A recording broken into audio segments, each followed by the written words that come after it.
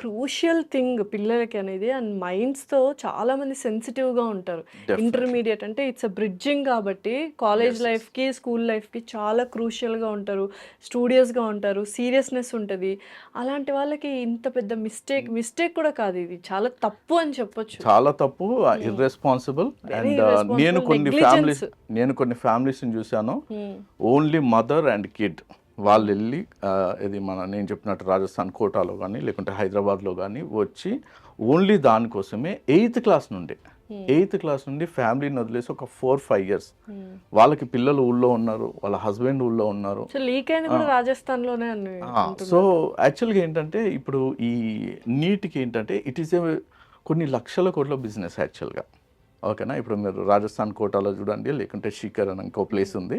So, ఇక్కడ ఏంటంటే ఇంకా ఆహ్, అంటే మాఫియా అంటారు. But I don't know whether I have to use it or not. But లక్షల కోట్ల బిజినెస్ ఉన్నప్పుడు ఒక క్వెషన్ పేపర్‌ని అంత ఈజీగా ఏదో ఒక ప్రింటింగ్ సెంటర్‌కి పంపించేసి, అక్కడ ప్రింట్ చేపిచ్చి, దాన్ని ఒక బాక్స్‌లో పెట్టి, ఇది 50, 60 ఇయర్స్ బ్యాక్ చేసే పని.